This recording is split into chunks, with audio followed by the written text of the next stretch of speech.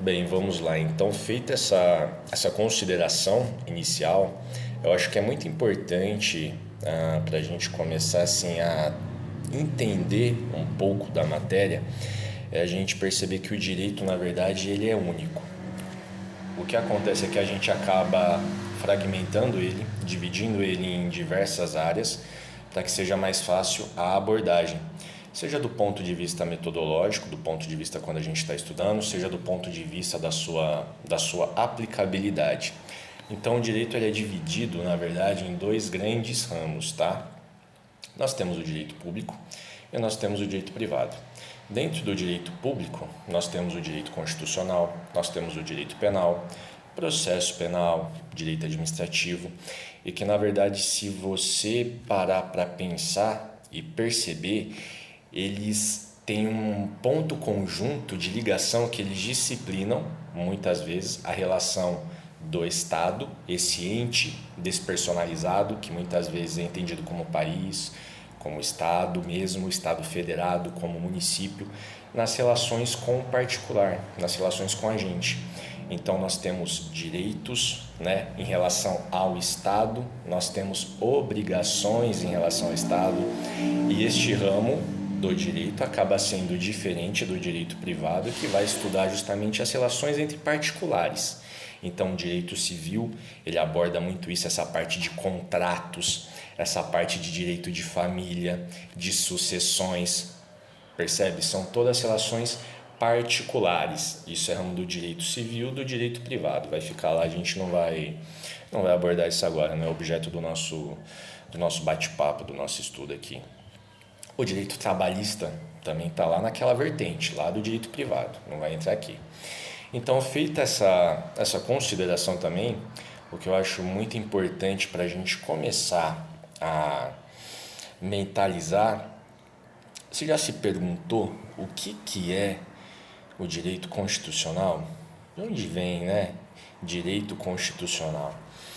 O direito constitucional, a palavra na verdade constituição, vem de constituire, que é uma palavra lá do latim, que é uma palavra de dar início, dar origem a algo. Então, na verdade, a Constituição é um documento político e jurídico que ela disciplina as bases de organização do Estado e disciplina também as relações do Estado para conosco. Então, justamente por conta disso, nós temos direitos em relação ao Estado, nós temos deveres em relação ao Estado.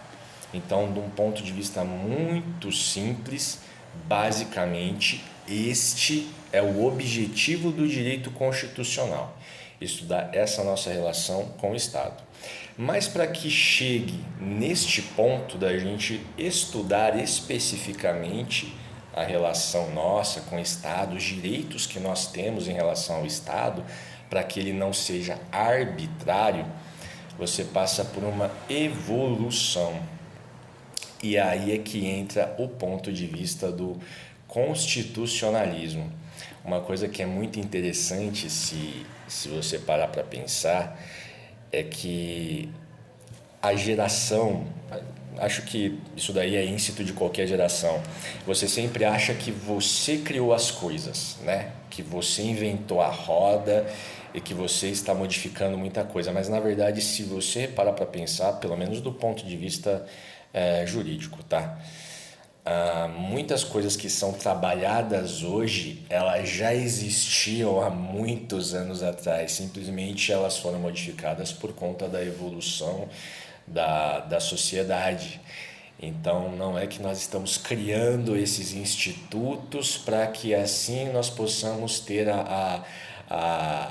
aquela qualificação, nossa, nós inventamos isso. Não é nada disso. Então, o constitucionalismo ele começa muito antes de Cristo, na verdade. Nós podemos pegar ali a época de Hammurabi. Você já ouviu falar de Hammurabi?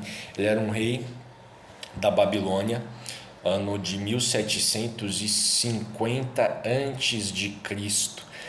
E na verdade ele criou ali a famosa lei do talião, o olho por olho e o dente por dente, né? Isso daí foi muito importante, na verdade, porque ele instituiu uma ideia o quê? De proporcionalidade. Foi a primeira ideia de que nós tivemos de limitação de algo. A ideia era essa: limitar o poder. A base embrionária do constitucionalismo, que é justamente limitação de poder, começa aí. Olha só, 1750 antes de Cristo. Então, Hammurabi trabalhou essa ideia de proporcionalidade porque antigamente, se você perdesse, por exemplo, um rebanho, você podia, alguma pessoa fosse culpada por isso, você podia matar essa pessoa, podia matar a família. Então começou a ter muitos problemas do ponto de vista social, que você tinha muitas pessoas feridas, mutiladas e pessoas incapazes para o trabalho ou também para lutar e defender o território numa guerra. Então, por conta disso, Hammurabi, com a lei do talião, ele instituiu a proporcionalidade. O mal que você causa é o mal que você vai receber. Então, passado essa ideia embrionária, nós avançamos ainda no tempo e vamos parar nos Hebreus. Os hebreus também trabalharam uma ideia inicial de constitucionalismo como uma forma de limitação de poder, mas não que eles tinham uma constituição igual nós temos hoje, a Constituição Federal, o documento escrito que disciplinasse, que ordenasse todas essas relações. Não era isso. Na verdade, antigamente você tinha muito a questão consuetudinária, a questão dos costumes. Então isso era passado de pessoa para pessoa, de geração para geração. O ponto que vai começar a ser muito importante para o constitucionalismo e que aí nós vamos começar a abordar com um pouco mais de pormenores. Nós vamos chegar no século V, tá? 500 anos antes de Cristo, lá na Grécia. A Grécia é conhecida o quê? Como o berço da democracia. Muito por conta de Atenas, que era a principal cidade-estado da Grécia. A Grécia, lembrando, ela não era unificada. Então você tinha várias ilhas, como ela é, o território grego, e cada uma dessas ilhas era um país, na verdade. Então Atenas era um país, Esparta era outro, Tebas era outro, e esses países lutavam entre si. Mas o ponto de importância de Atenas dentro do direito constitucional é uma coisa chamada democracia. Democracia, que traz justamente a ideia que vem da raiz grega, governo do povo. Então, essa era a ideia principal de Atenas, o governo do povo. Mas como que era esse governo do povo? Atenas tinha uma praça principal chamada Ágora. Então, os cidadãos, quem eram os cidadãos? Quem nasceu em Atenas. Os cidadãos, eles se reuniam e eles deliberavam sobre as matérias que eram submetidas a ele.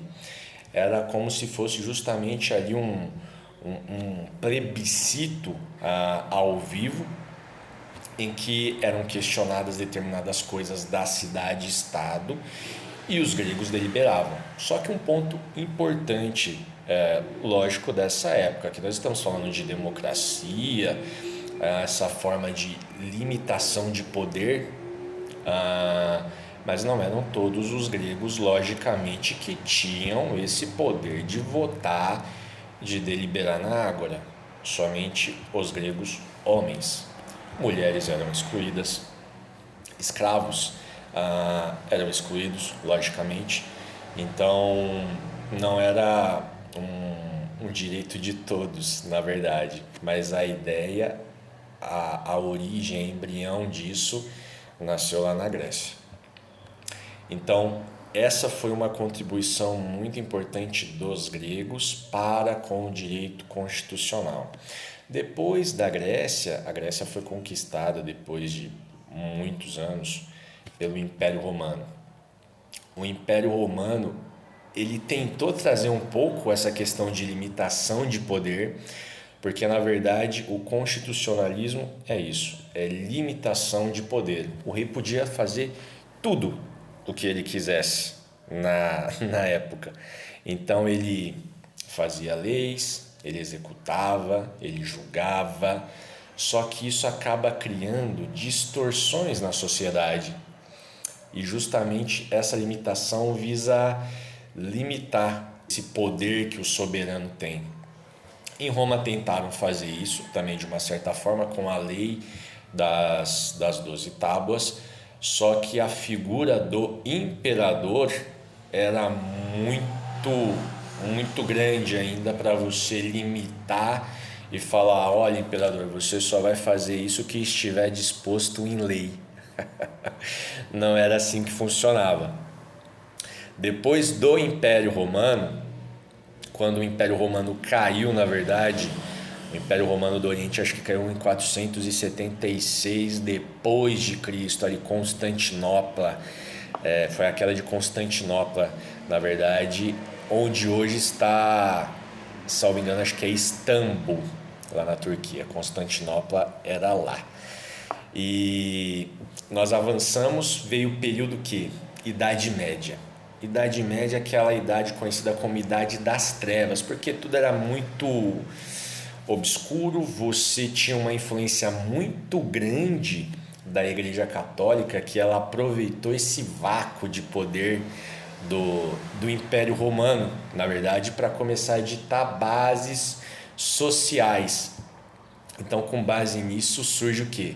O direito canônico. O direito canônico que vai caçar os hereges, que vai caçar as pessoas que professam contra a religião católica. E na verdade a igreja ela adquire uma importância, um tamanho extremamente considerável nessa época.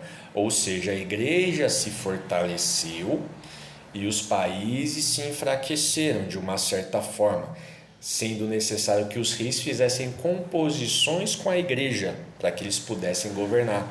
Senão eles não conseguiriam mais ditar o poder dentro de determinado território.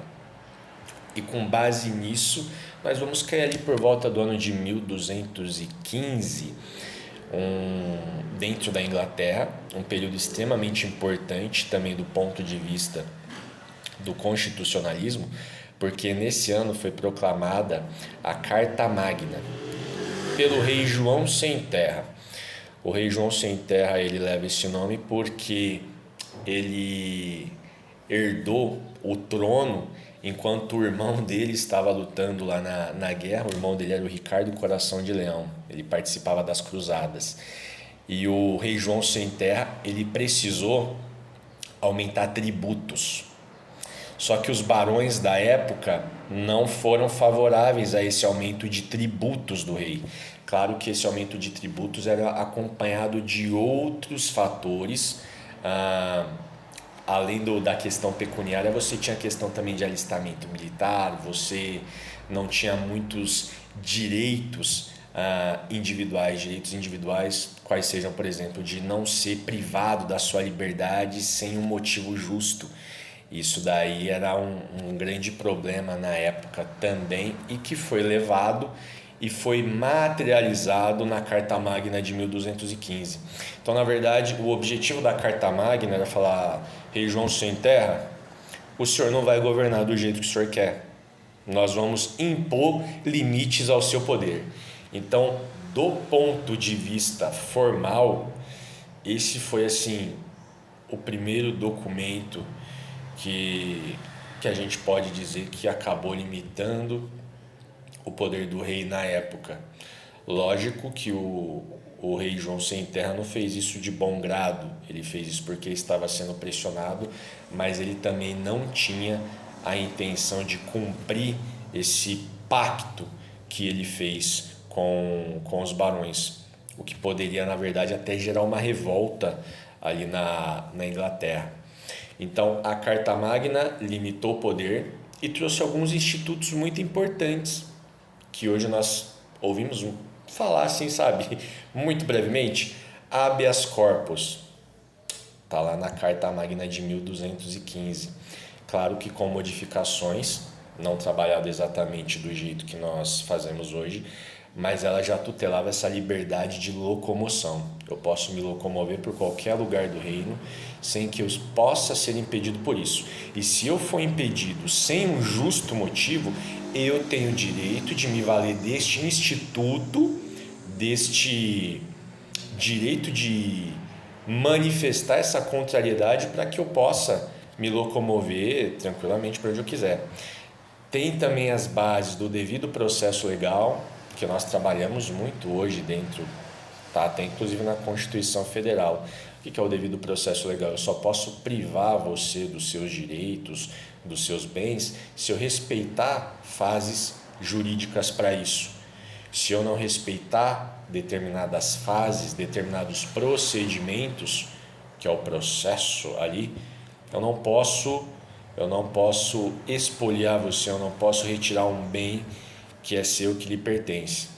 Então, olha só que interessante como a origem de institutos muito importantes que nós temos hoje, que nós ouvimos falar, foi na verdade originária lá, ó, de 1215, né? Eu acho muito interessante quando a gente para observar.